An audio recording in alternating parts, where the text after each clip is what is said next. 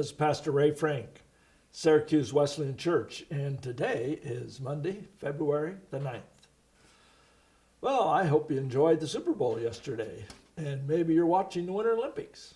I've actually missed both of those, but I'll probably watch the Super Bowl after I figure out who won and whether the game was worth watching or not. But for this morning, I want us to look again at our study of the book of Romans, chapter 12. We've been doing that for a few weeks.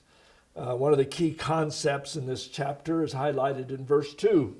Do not conform to the pattern of this world, but be transformed by the renewing of your minds. Then you will be able to test and approve what God's will is, his good, pleasing, and perfect will. Well, so this idea of being transformed, that it's not just about the outward trappings of Christianity and my putting my faith and trust in what Christ did for me. All of that's vital, all of that's good, but also understanding that his Holy Spirit comes within and begins to change me from the inside out, transform me. When throughout this chapter, Paul has given us a picture of what the transformed life looks like.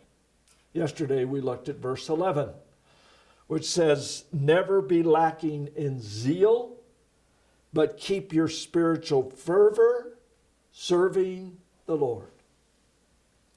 So the question I'm asking myself this Monday morning is, do I serve the Lord with zeal and spiritual fervor, or you might say enthusiasm, or simply because I feel obligated to? It is similar to the question we asked a couple of weeks ago when we asked, can I serve him cheerfully? Which was a couple of verses back in Romans 12. I believe the central issue goes to the question, the basic understanding of why do I serve Jesus? You know, if I'm a Christian, if I'm following Jesus only out of fear and because I don't want to go to hell, and I know that the only way to get to heaven is to follow Jesus, is to submit my life to him, then my service becomes sort of, a dry obligation, sort of a moral issue thing that, well, I need to do what he expects me to do. But on the other hand, if I've fallen in love with Jesus, then serving him becomes the focus and the reason for living. One of the great old movies that I really enjoyed years ago was Ernest Goes to Jail.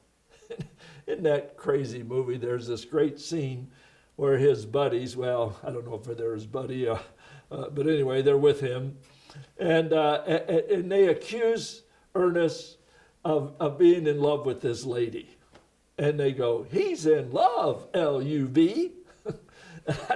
I don't know why that strikes me or struck with me. But here's the question, folks.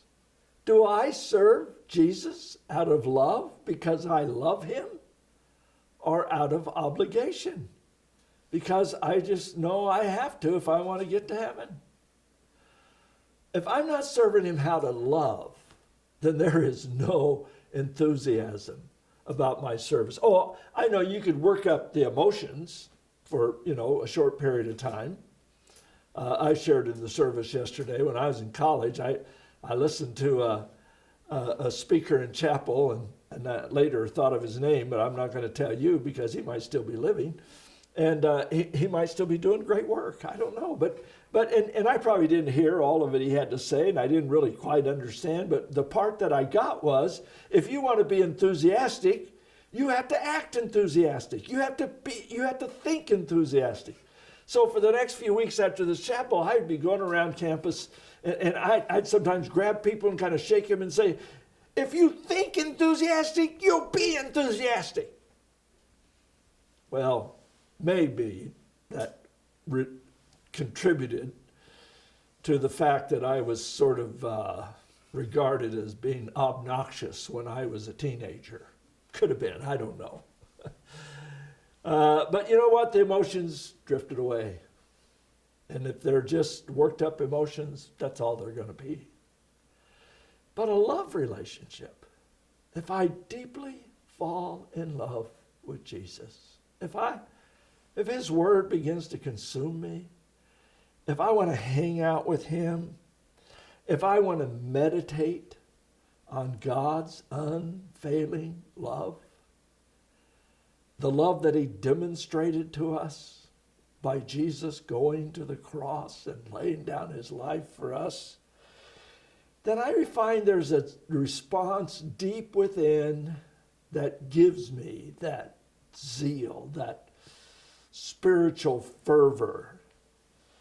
When I look at what he's done for me, how can I not joyfully, willingly, and yes, even enthusiastically serve him as a way of expressing my love for him? So let me ask you, what's the level of your enthusiasm this morning? I expect it has less to do about how you feel emotionally, and it has more to do with the depth of your love for Jesus. There's an old Bill Gaither song that the Gaither Quartet sang. They pushed back from the table to listen to his words, his secret plans before he had to go. It's not complicated. Don't need a lot of rules. This is all you need to know. Loving God, loving each other, making music with my friends, loving God, loving each other, and the story never ends. Well, do you love Jesus this morning? That's the real test of our walk with him. Have a great week. God bless.